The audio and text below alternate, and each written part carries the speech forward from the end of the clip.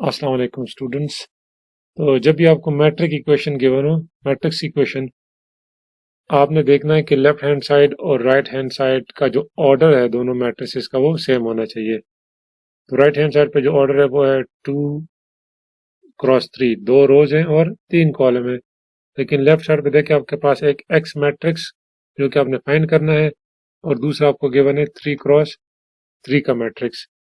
किसी भी दो मैट्रिसेस का प्रोडक्ट तब पॉसिबल होता है जब पहले के कॉलम्स और दूसरे के रोज जो है वो क्या हो, इक्वल हो। देखिए पहले के कॉलम्स दूसरे के रोज बराबर है, तब पॉसिबल है। तो ये तो ऑलरेडी सेकंड का हमने दिया हुआ है 3 क्रॉस 3। तो पहले का 3 भी हो सकता है और 1 भी हो सकता है और ये 2 भी हो सकता है, क्योंकि उसने गिवन नहीं दिया। क्योंकि वो गिवन नहीं है तो आपने अपनी मर्जी का चूज करना है। लेकिन चूंकि राइट हैंड साइड गिवन है तो वो राइट हैंड साइड के ऊपर भी डिपेंड करता है। तो आपने राइट हैंड साइड पे वो चूज करना है जिससे आपके पास, सॉरी, लेफ्ट हैंड साइड पे वो चूज करना है जो आपके पास राइट हैंड साइड के इक्वल आ जाए। अब राइट हैंड साइड का ऑर्डर है 2 क्रॉस 3। तो जब आप लेफ्ट हैंड साइड पे दोनों को मल्टीप्लाई करो तो भी आपके पास उधर का ऑर्डर क्या आना चाहिए, 2 क्रॉस 3 आना चाहिए। तो चूंकि ये कॉलम्स और ये रोज बराबर होती हैं इसीलिए इसको नहीं कंसिडर करते हैं। तो बाकी जो बच जाता है वो हमारे लेफ्ट हैंड साइड पे होता है 2 क्रॉस 3। तो इसीलिए हमने जो मैट्रिक्स चूज किया है वो है 2 क्रॉस 3 का। एक्स इज अ मैट्रिक्स जो कि 2 क्रॉस 3 का होगा। तो आप उसको कोई भी नाम दे दें उनके एलिमेंट्स को। तो हमने सपोज कर दिया कि एक्स क्या है, एक मैट्रिक्स है 2 क्रॉस 3 का जिसमें हमने उसको वैल्यूज दे दिए A B C D E और F। आप कुछ भी कर सकते हैं, इसको कुछ भी वैल्यूज दे सकते हैं। अब आपने क्या करना है कि एक्स की जगह पे उसकी मैट्रिक्स फॉर्म लिख दी है। अब हमने इन दोनों को मल्टीप्लाई करना है। तो वही first row into first column,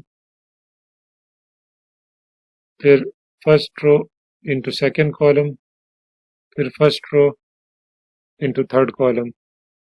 इसी तरह second row into first column, second row into second column, second row into third column और right hand side as it is आ जाएगा। अब दो मैट्रिसेस इक्वल कब होते हैं, जिनकी करिस्पॉन्डिंग एंट्रीज इक्वल हो।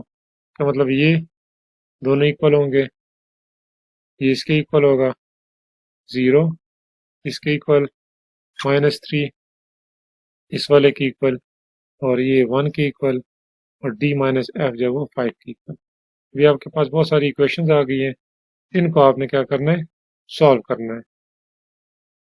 तो कुछ तो बहुत सिंप्लीफाई हो जाएंगी और कुछ को आपने देखना है। तो हमारे पास ये इक्वेशंस है 6 और 6 हमारे पास अननोन्स है ABCDEF। आप सिंपल एक इक्वेशन हमारे पास है A minus C is equal to 0। इसमें से हमारे पास आ गया A is equal to C या C is equal to A। तो ऊपर किसी भी इक्वेशन में C की जगह पे आप A पुट कर सकते हो या A की जगह पे C पुट कर सकते हो। तो हमने इक्वेशन 1 में जहाँ पे A था तो हमने उसकी वैल्यू पुट कर दी है C। तो ये पूरी equation in terms of B और C आ गई। इससे हमने निकाल दिया B is equal to 1 minus 2C।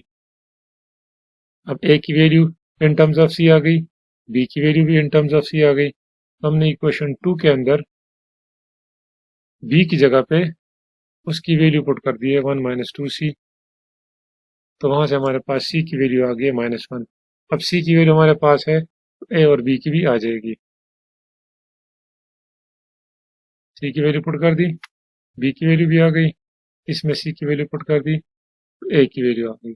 अब A, B और C की वैल्यू हमारे पास है। तो बाकी तीन इक्वेशन उसमें D minus F is equal to 5, उसमें से हम D को इन टर्म्स ऑफ F ले लेते हैं। इसी तरह नेक्स्ट इक्वेशन में फोर्थ में भी हम इन टर्म्स ऑफ F ले लेते हैं। जो भी पहले इसमें हमने क्या किया, डी की जगह उसकी in terms of F value put कर दी है। तो ये सारी इक्वेशन बन गई in terms of F and E. अब यहाँ से हम ई की वैल्यू निकाल लेते हैं इन टर्म्स ऑफ एफ। तो सारी चीज़ें ई भी हमारे पास इन टर्म्स ऑफ एफ आ गई। और डी भी हमारे पास इन टर्म्स ऑफ एफ आ गई। अब दोनों को इक्वेशन 5 में, बल्कि इक्वेशन 5 में एफ की जगह पे, ई की जगह पे हमने उसकी वैल्यू पुट कर दिया, तो सारी चीज़ें इन टर्म्स ऑफ एफ आ गई। और जब इसको सॉल्व किया तो एफ की वैल्यू आ गई। अब हमारे पास एफ की वैल्यू है, ई और डी में पुट कर दें तो डी की वैल्यू भी आ जाएगी और ई की वैल्यू भी आ गई। तो सिंपल मैट्रिक्स में ए बी सी डी की जगह उनकी वैल्यूज पुट कर दें, you get your matrix X. अगर आपने इसको क्रॉस चेक करना है तो सिंपल उसकी वैल्यूज लिख के एक्स मैट्रिक्स की उसकी मल्टीप्लाई कर दे और चेक करें कि राइट हैंड साइड आती है या नहीं आती। मल्टीप्लिकेशन के बाद आपको नजर आ जाए कि वो क्या है, दोनों सेम।